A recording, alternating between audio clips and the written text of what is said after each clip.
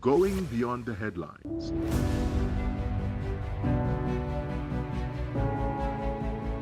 Asking the questions you want answered. Exploring government policies and how they impact you. We are delving deeper.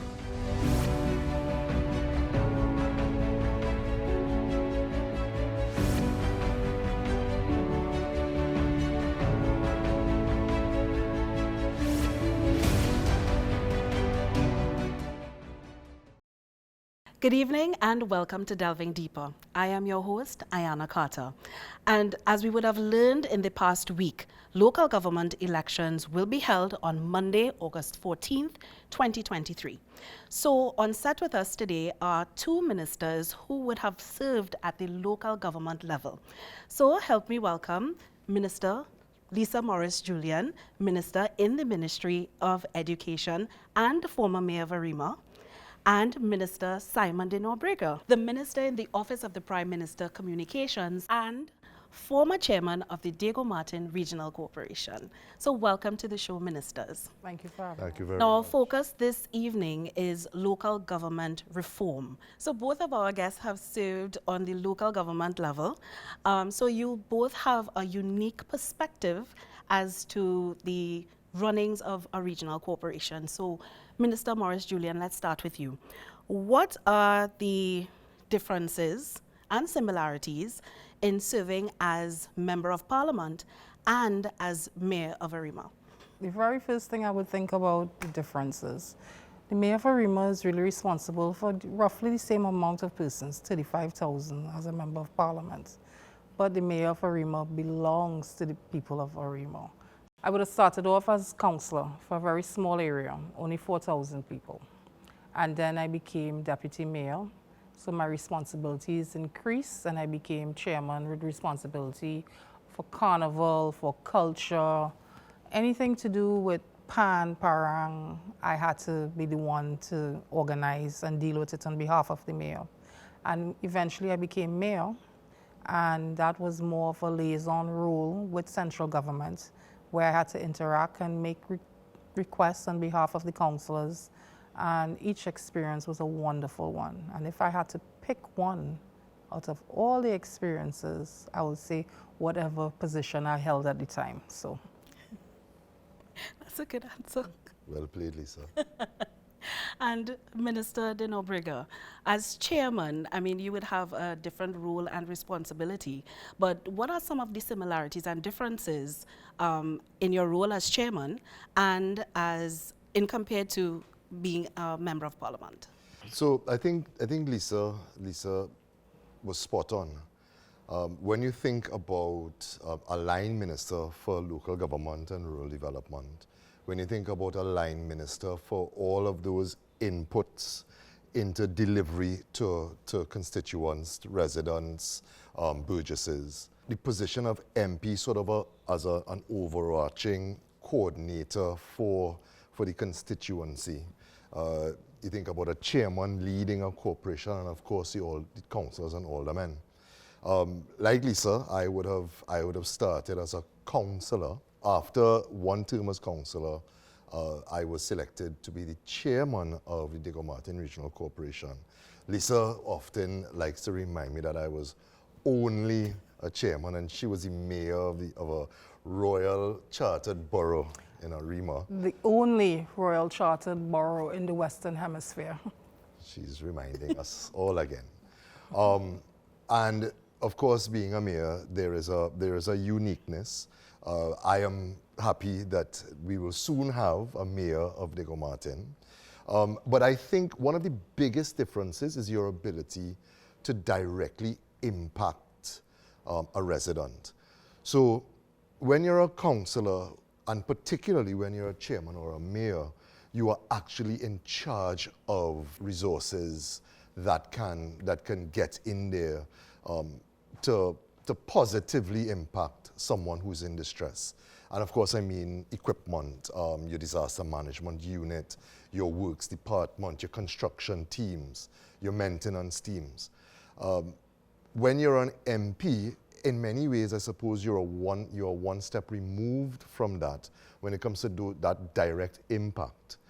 And I always enjoyed that as a chairman in particular, that if, you know, there was some sort of natural occurrence, high winds, bad weather, and you had to get a team in there quickly, as a chairman, you were able to directly impact that. Of course, as an MP, you now have to, as I said, that sort of coordinating role when it comes to your constituency. You now have to rely on your relationships, and that's an important distinction. I think that on a day-to-day basis, local government has more of a daily impact and can touch residents daily, more so than that you would in your role as a member of parliament.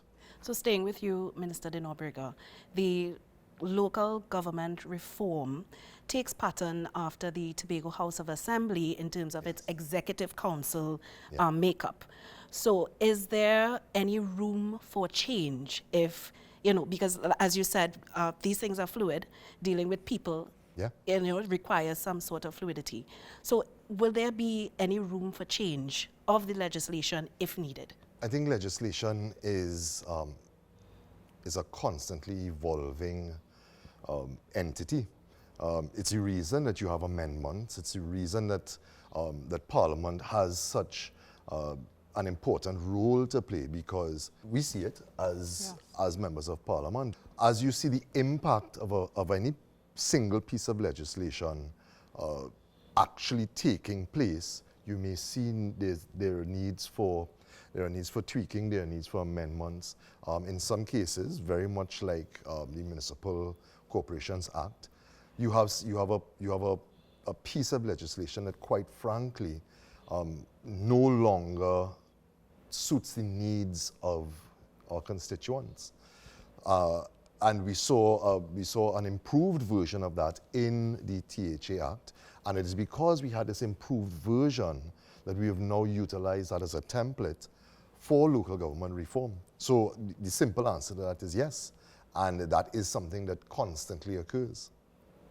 Minister Maurice Julian, among the changes in that new model are 4-year terms, an increase in salary, which is always nice. The roles are now being full-time, so there are no part-time councillors and that kind of thing. So how would these new changes, based on the partial proclamation of the Act, help councillors better serve their communities? Many of our local government colleagues, they have full-time jobs. And they have to have full-time jobs because the salary really, it's a stipend. It's impossible for them to serve in the way that they want to serve by allowing them to serve full-time besides the salary. And as nice as that may sound, not a single solitary person that we know is in it for the money, right? They're in it because they really, truly enjoy service. So this will enable them to not worry about their personal issues and to make sure that while they meet their family's needs, and they could also see about their community a lot better. For me personally, I would have relished this 10 years ago. And I'm so happy it's finally happening, because local government has been around for so long. It's time for it to evolve, and it's time for it to start being what it is supposed to be. So if you give this to these particular councillors, they will do well, and they will be able to serve their boroughs, their cities, their regional corporations in a manner that these spaces and places deserve. And what can councillors do to be better representatives? I think accessibility. Both Minister de Nobriga and I, we're accessible, but we can't be there for every single moment. And if councillors want to be good councillors, they need to understand they need to be accessible. In my particular borough, because it's small, and most areas are like 4,000 persons that they serve, I tell them you can reach out to each. You can. 4,000 is not so much. Accessibility is the key to good representation. And of course, they need to listen. because sometimes an issue, which may not seem a big deal to you or to me, will be a tremendous deal to the Burgess. So once you understand that empathy, compassion, and the ability to just take the extra time and give it your all. Now, Minister de Nobriga, the miscellaneous provisions, the establishment of the borough of Diego Martin and borough of Siparia was met by, some dissent from the opposition and at least one independent senator. They don't support the bill. They don't think that borough status is needed. They don't think that it will help the Burgesses in these areas. How do you respond? So, here's the thing.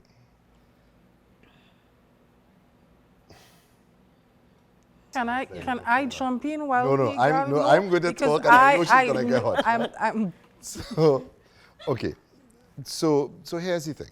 We have to understand that in many ways, this is simply the act of opposition, right?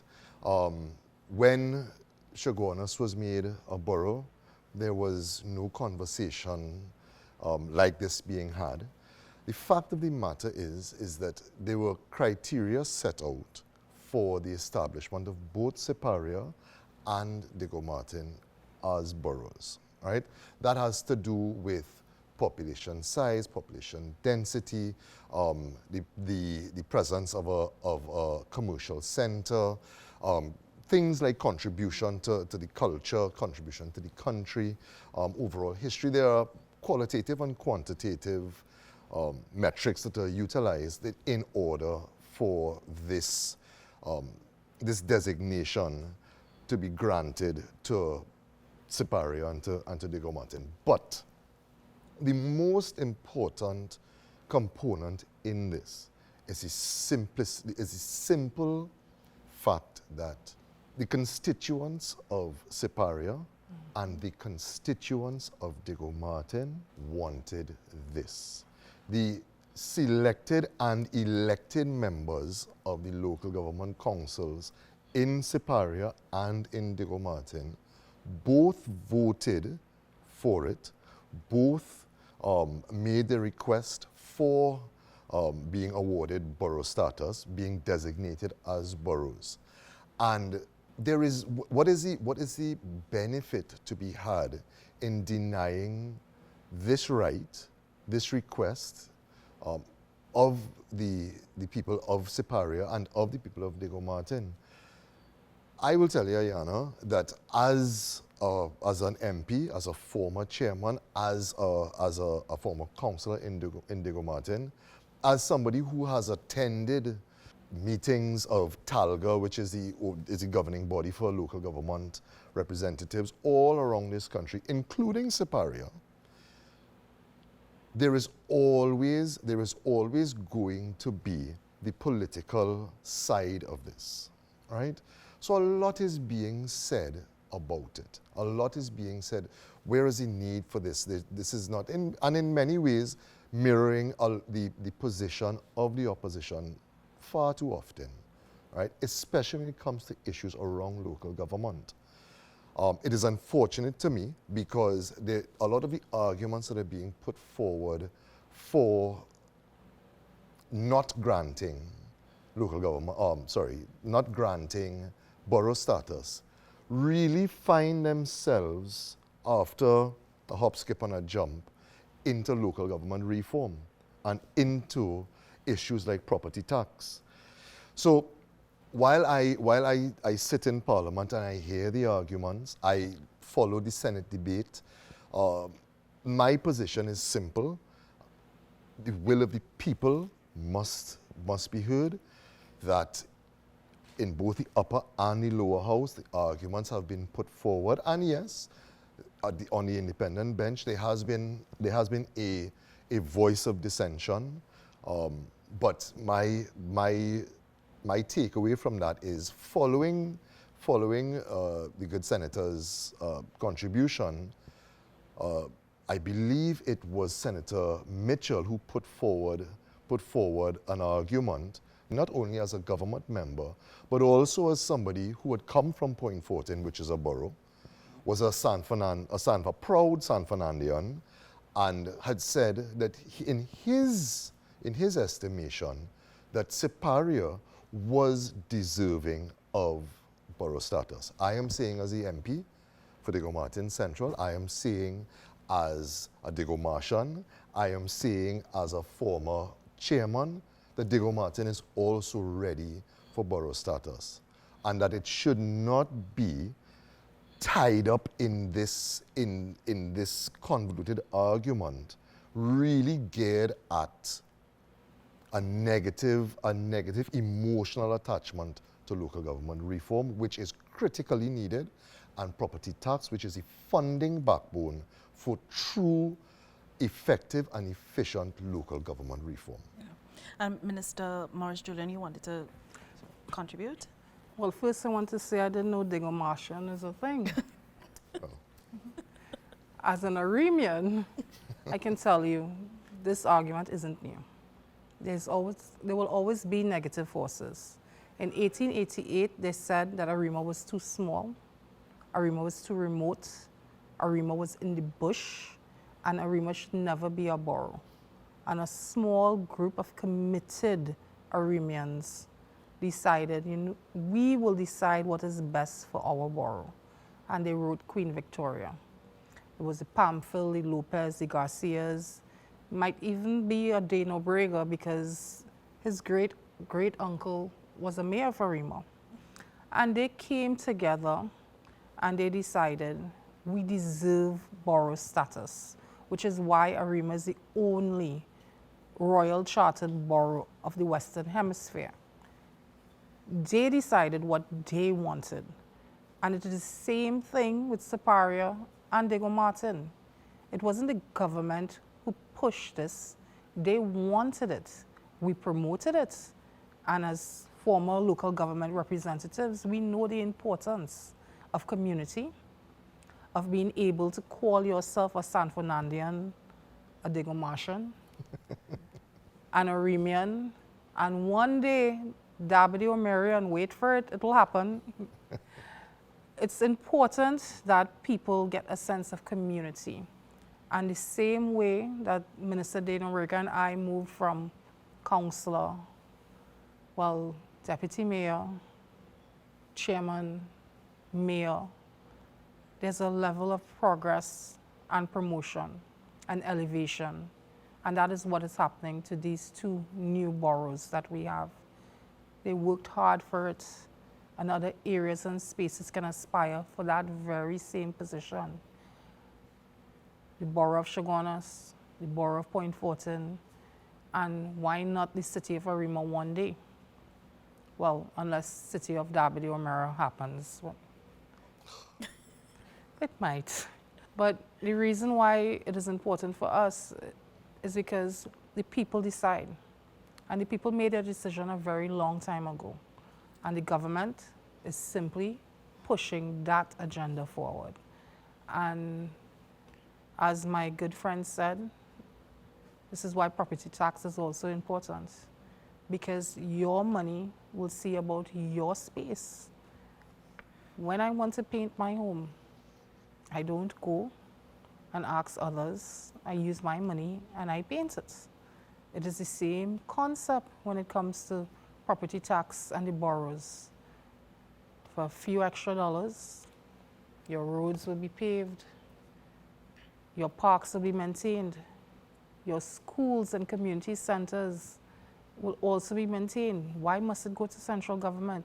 If I could fix it here and now, and I think both Minister de Nobriga and I missed that as chairman and mayors. We had the ability to get something seen about right away. What we didn't have all the time was the funding. So, with this and the fact that local government reform is here, we think that this is brighter progress. And we definitely, as councillors who walk the walk, we are very happy for our colleagues. Oh, what would you, I'm sorry, Minister. So, Ayana, if you don't mind, you see there's a some of the questions you've asked really have overlapping answers. You had asked Lisa earlier about, the changes that are going to come to local government. Really and truly, it's three things. It's funding, it's the ability to deliver, and it's accountability. Great. Lisa and I would have both been in local government at a very, very challenging time for this country, economically. And as we were coming out of that, we would have been seeing the ability to deliver. At that point, we would have entered central government as MPs.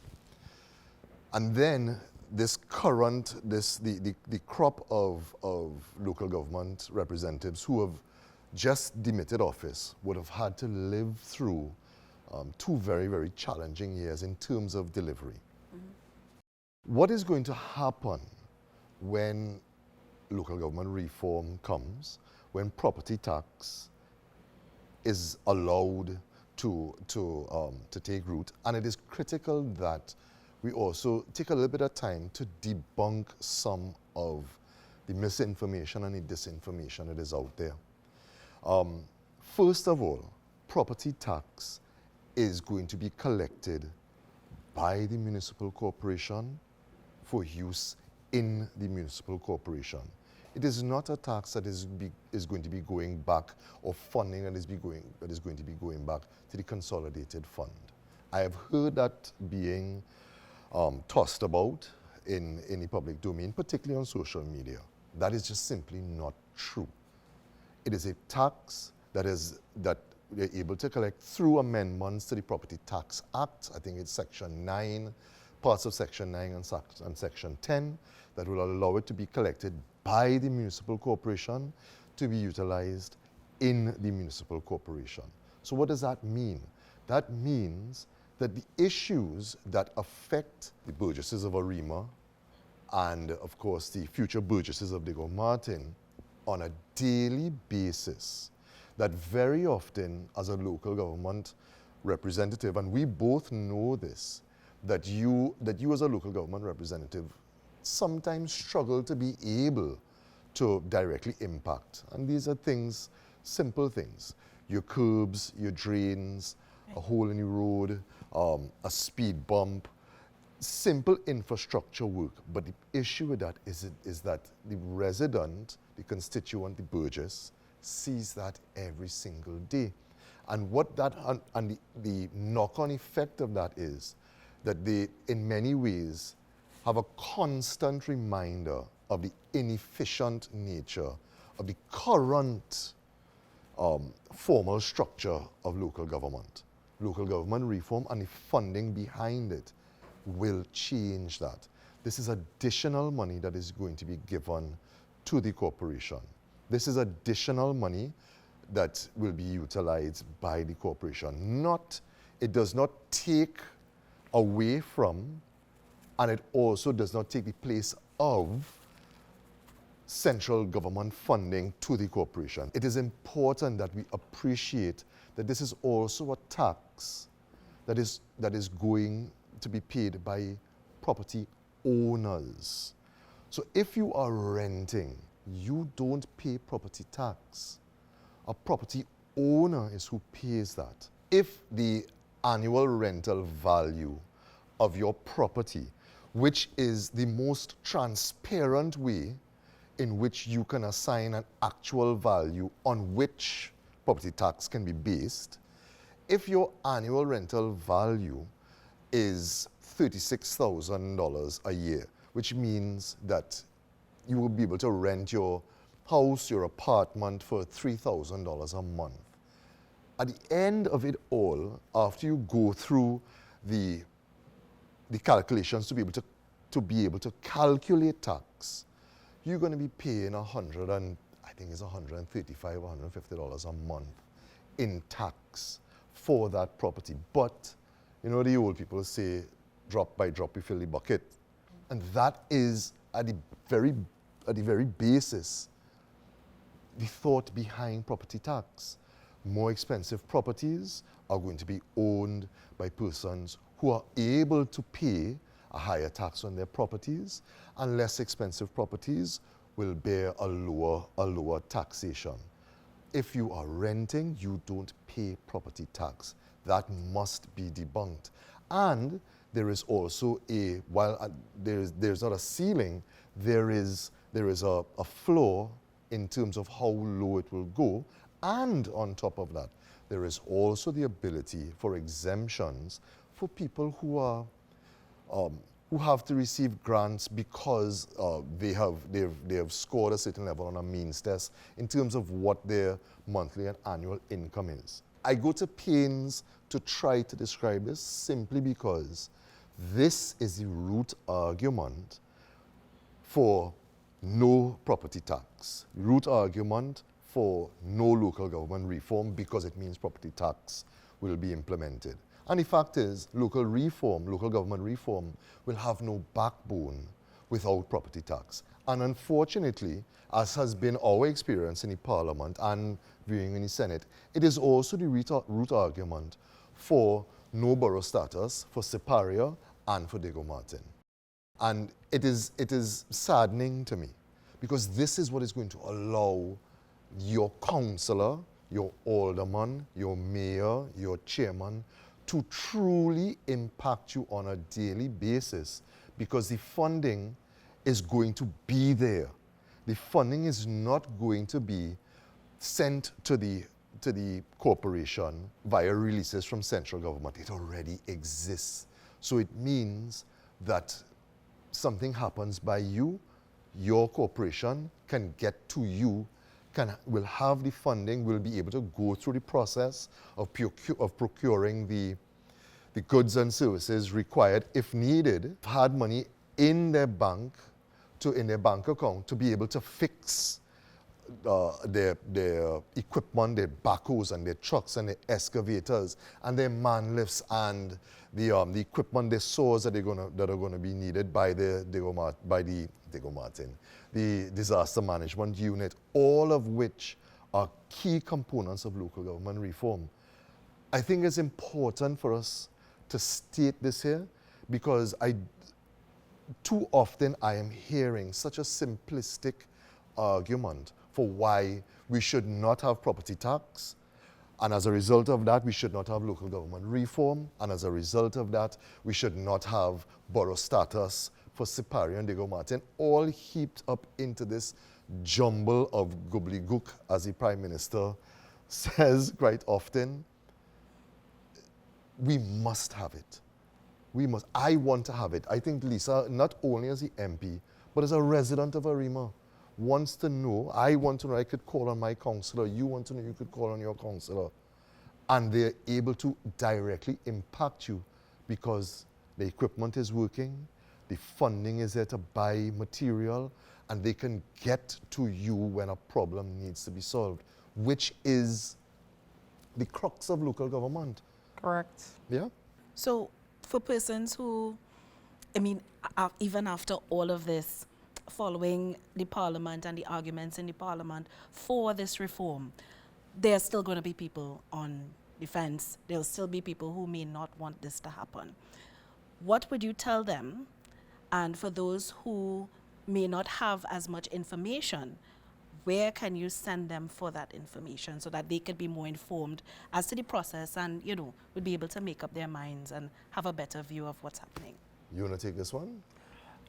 The Ministry of Rural Development and Local Government, on their website, on their page, you would see information about this particular angle with property tax. But more importantly, I would ask these people, do you like to go Canada? Do you like to go Miami? Have you visited New York? What do you think about London? And when they say yes, I'll even talk about Barbados, just Correct. for a certain MP on the other side. And I would ask them, if you like it and you see, then that is what it will mean to us. Every single country in the world, property tax is paid. And it's ironic that some of those who scream the loudest own property in other countries and they pay their taxes. Happily. the argument is, it's not an argument. It's clear. We need to work together and everybody needs to contribute. As Minister Nobriga said earlier, bit by bit, drop by drop. And that is the only way we can get this done. I think it worked out for some people, $3 a day. Yeah. $3 a day, fix your potholes, fix your school, paint your community center. I'm willing. Have you been able to speak to some of your constituents, and what kind of response have you been getting from them? Would you believe that not a single solitary soul is upset about property tax? In fact, the questions that I usually get is, what will I be getting for my money? And property tax isn't new. We have been paying land tax before. This is not a new concept. And these persons, they just want to know, what would it cover? And I happily supply them with the information.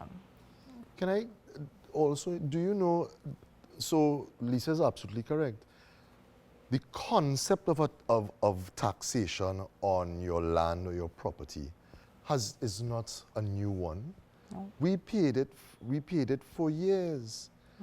We had to stop paying it, but beyond that, property tax, as it is conceived now, is very much, it's a lot more, it's fairer.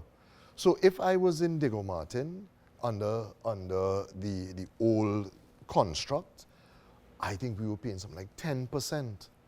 While if you were in Point Fortin, that percentage was significantly lower. So what this does is that it evens the playing field. It allows for properties that have a higher value to attract a higher rate of a higher rental value, i.e. the taxation figure will be higher, but it's the same percentage, which allows for that sliding scale from properties of a lower rental value to properties of a higher rental value. And it is so critical because it is fair across the board. My experience is similar as an MP to Lisa's. I have not been told by any resident, and I can say this without fear of contradiction, no resident who has come to see me in my MP office on a public day has told me I am not willing to pay property tax. A lot of them do, yes, want clarification on the mechanics of it, right? So, which is why I think we are at pains to get down to that. Is it going to be collected by the corporation? Yes. Is it going to be utilized within the corporation? Yes. Does it go back to the consolidated fund? No. Is it based on whether I am renting my property or not? No.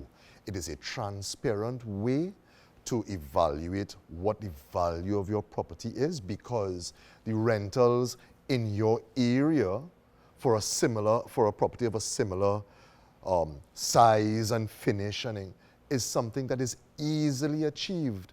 I think that if people understand that it is going to directly impact you positively on a daily basis, they're willing to pay for it, because that is what all of my constituents want. They want the things that irritate them on a daily basis to be impacted, right? So, the Prime Minister says to us quite often, you have to focus, even at our ministerial level, you have to focus on how you're affecting the citizen of this country on a daily basis. These big ticket items, while they are big infrastructure projects, are necessary. They have to be done. But this is one overarching project ongoing in perpetuity that will directly impact at the micro level every minute of every day. And that is the basis of property tax. That is going to be the end result of a reformed government that has the backbone, the spine of property tax assisting them, the councillors, the chairman, the mayors, the MPs, every single day. I just want to ask if Minister Imbert hired you, because I'm not sure if you're talking about local government reform or property tax. But Well, to me, they're they're one one and and the the same. Minister de Nobriga, what are you most looking forward to when it comes to local government reform? I think at the end of the day, what I am looking forward to is in many ways similar to what Lisa is also looking forward to, because we've been there. I am looking forward to councillors who are empowered because they can hold the corporation accountable in the same way that the persons who have voted for them are holding them accountable. Very often, this is also a real issue. As a politically appointed, elected or selected person, you are the focal point. So as a councillor, an alderman, or a chairman, you are the focal point. But a councillor is not the person who is opening a tender. A councillor is not awarding a contract. A councillor is not doing the work that a construction team or a maintenance team is doing. So one is that accountability, right? I like the idea of 4 years because very often when you have a 3-year cycle, your first year, especially as a new councillor, the first year you're learning, right? The first year you're in the process of really seeing projects that had started before you actually be implemented. Correct. And then your final year, The election. while you're delivering, everything becomes tied to election. So even as you're delivering something that had been put forward, approved, the process had started 9 months before, the age-old sentiment of you're only doing this because election's coming, when it is not actually so, right? It's quite simply, no project is ever done, unless it's an emergency project, is ever done today for tomorrow. That process very often takes the better part of a year to get from being put forward to actually delivered. Yeah? And reform will cut that time. Reform cuts that time. Reform extends the life of a councillor, the life of a council to deliver. So very often you're also going to see projects start, multi-year projects start and finish within the life of a council. So that's the first thing. The second thing that I am really looking forward to is seeing councillors who don't have to juggle between a job that pays the bills for them, because councillors are people, and these councillors also have rent to pay, have school books to buy, have food to put on the table, have all of these real life problems that we all face, because MPs are people too, and we all face these challenges as well. They're going to be empowered because they're full-time. They are going to be compensated as such, and they are going to be able to dedicate themselves to a passion, because that's what local government really is. Representation is a passion for people, you know. That's I mean, Lisa would have seen screening in Arima. I would have seen the screening process in Diego Martin. Every single person who came, whether they were successfully screened, and by that I mean chosen or not, came there with a passion to serve their community, to serve the country. Yeah. And any final thoughts? Yes, I am looking forward to borough status for Diego Martin. The Diego Martin Regional Corporation's new administrative building has been opened. The councillors of the region, the corporation now has a brand new administrative complex, which has brought the various arms of the council, various arms of the corporation, which existed in different places under one roof, which can only mean better service to the future burgesses of the Diego Martin region and to tell the residents of Diego Martin that there are better days coming, that local government reform is going to mean positivity for them. It is going to mean that local government, long maligned and sometimes not wrongly so, is going to become more efficient, more effective, and I cannot wait to see the success that comes out of all of the things that we've talked about today, including this new headquarters. I cannot wait to see the fruits of that labor born and benefited by Diego Martin residents and burgesses, and yeah. Right. And what You about wanted you? to say Diego Martians, right? I did want to say Diego Martians. And Minister Morris Julian, what are your final thoughts? Simon and I would have seen the screening, and I'm very excited to see a lot more young women offering themselves to service. True. And young people are stepping forward, answering the call. We're not so young anymore, so we're always happy to see the younger ones come up and offer themselves. This is not an easy task. This is serious business for serious people. And our particular party, we have a higher standard. There are no ifs, ands, and buts. The persons that we expect to serve, the persons that we want to go on with local government reform must be of the highest quality, because they are our representatives on the ground. And while we represent them in Parliament and we represent them in the ministries, we'll be depending on these people, young, old, experienced, inexperienced, to make sure that this reform process will be a little rocky, as everything new, but it will work. So we're happy we're part of it. Simon and I have been very lucky to see so many changes. Yeah. And I will be there for the swearing in of the mayor of Diego Martin. And if Siparia invite me, I'm going too. So will I. And that's our show. Thank you, Ministers Morris Julian and Nobriga, for joining us on this week's episode of Delving Deeper. It's been my pleasure. Thank you for having me. And I hope to be invited back sometime soon. I'm sure you will, Minister. I'm sure you will. And as well, Minister Morris Julian, it was a pleasure. It was. Join us again next week at this same time for another episode of Delving Deeper. I'm Ayana Carter, and from all of us here, have a good night.